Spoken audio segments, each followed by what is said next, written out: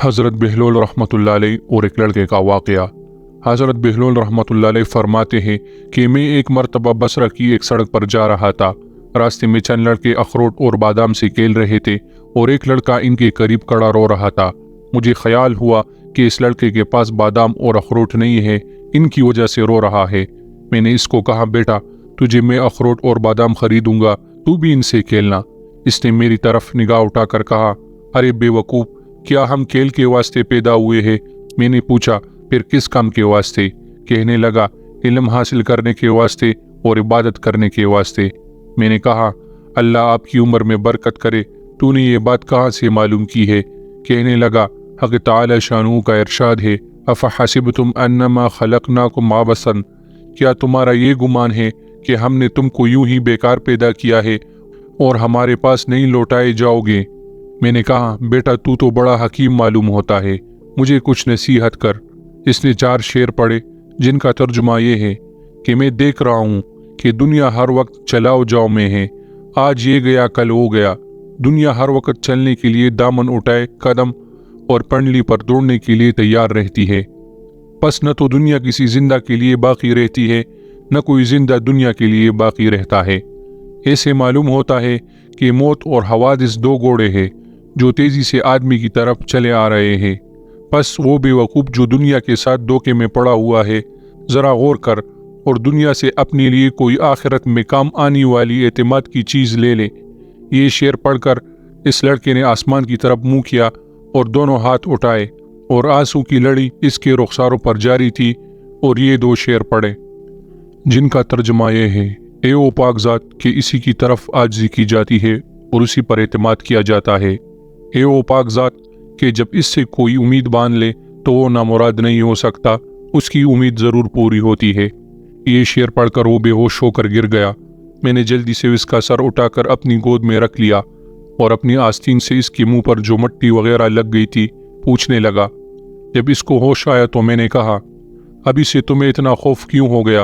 अभी तो तुम बच्चे हो, अभी तुम्हारे नामे आमाल में कोई गुनाह भी नहीं लिखा जाएगा। कहने लगा, बहलोल हट जाओ। मैंने अपनी वालिदा को हमेशा देखा, जब वो आग जलाना शुरू करती है तो पहले छोटी छोटी लकड़ियां ही चूल्हे पे रखती है, इसके बाद बड़ी लकड़ियां रखती है। मुझे डर है कि कहीं जहन्नम की आग में छोटी लकड़ियों की जगह मैं न रख दिया जाऊं। मैंने कहा, साहबजादे बड़े हकीम मालूम होते हो, मुझे कोई मुख्तसर सी नसीहत करो। इसने इस पर 14 शेर पढ़े जिनका तर्जुमा ये है, मैं गफलत में पड़ा रहा और मौत को हाँगने वाला मेरे पीछे पीछे मौत को हाँगते चला आ रहा है। अगर मैं आज ना गया तो कल ज़रूर चला जाऊंगा। मैंने अपने बदन को अच्छे अच्छे और नरम लिबास से आरास्ता किया, हालांकि मेरे बदन के लिए कब्र में जाकर गलने और सड़ने के अलावा चारे कार नहीं। वो मंजर उसी वक्त गोया मेरे सामने है जबकि मैं कब्र में बोसीदा पड़ा हुआ हूँगा। मेरे ऊपर मट्टी का ढेर होगा और नीचे कब्र का गड़ा होगा और मेरा ये हुस्न व जमाल सारा का सारा जाता रहेगा और बिल्कुल मिट जाएगा, हत्ता कि मेरी हड्डियों पर न गोश्त रहेगा और न काल रहेगी। मैं देख रहा हूँ कि उम्र तो ख़त्म होती जा रही है और ख्वाहिशें हैं कि पूरी नहीं होती और बड़ा तवील सफ़र सामने है और तोशा ज़रा भी साथ नहीं। मैंने कुल्लम कुल्ला गुनाहों के साथ अपने निगहबान और मुहाफिज का मुकाबला किया और बड़ी बुरी हरकतें की है जो वापस भी नहीं हो सकती। मैंने लोगों से छुपाने के लिए पर्दे डाले कि मेरा ऐब किसी पर ज़ाहिर ना हो, लेकिन मेरे जितनी मख्फी गुनाह हैं वो कल इस मालिक के सामने ज़ाहिर होंगे। इसमें शक नहीं कि मुझे उसका खौफ ज़रूर था, मगर उसके रहम व फजल पर भरोसा करता रहा, जिसकी वजह से जुर्रत होती रही और इस पर एतमाद करता रहा कि वो बड़ा गफूर रहीम है, इसके सिवा कौन माफ़ी दे सकता है। बेशक तमाम तारीफ़ें उस पाक ज़ात के लिए है। अगर मौत के और मरने के बाद गलने और सड़ने के सिवा कोई दूसरी आफत ना भी होती और मेरे रब की तरफ से जन्नत का वादा और दोज़ख की धमकी ना भी होती, तब भी मरने और सड़ने में ही इस बात पर काफ़ी तंबीह मौजूद थी कि लहू व लब से एहतराज़ किया जाता। लेकिन क्या करे कि हमारी अक्ल ज़ाया हो गई, किस बात से इबरत हासिल नहीं होती। बस अब इसके सिवा कोई चारा नहीं कि काश गुनाहों को बख्शने वाला मेरी मग़फ़िरत कर दे। जब किसी ग़ुलाम से कोई लग़ज़िश होती है तो आका ही इसको माफ़ करता है, بے شک میں بدترین بندہ ہوں جس نے اپنے مولا کے عہد میں خیانت کی، اور نالائق غلام ایسے ہی ہوتے ہیں کہ ان کا کوئی قول قرار معتبر نہیں ہوتا۔ میرے آقا، جب تیری آگ میری بدن کو جلائے گی تو میرا کیا حل بنے گا؟ جبکہ سخت سے سخت پتھر بھی اس آگ کو برداشت نہیں کر سکتے۔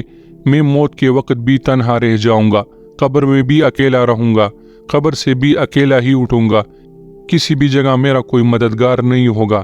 بس اے وہ پاک ذات جو خود اکیلا ہے اور وحدہ لا شریک ہے، ایسے شخص پر رحم کر جو بالکل تنہا رہ گیا۔ بہلول کہتے ہیں کہ اس کے یہ اشعار سن کر مجھ پر ایسا اثر ہوا کہ میں غش کھا کر گر گیا۔ بڑی دیر بعد جب مجھے ہوش آیا تو وہ لڑکا جا چکا تھا۔ میں نے ان بچوں سے دریافت کیا کہ یہ بچہ کون تھا۔ وہ کہنے لگے تو اس کو نہیں جانتا، یہ حضرت حسین رضی اللہ تعالی عنہ کی اولاد میں ہے۔ میں نے کہا مجھے خود ہی حیرت ہو رہی تھی کہ یہ پل کس درخت کا ہے۔ واقعی یہ پل اسی درخت کا ہو سکتا تھا۔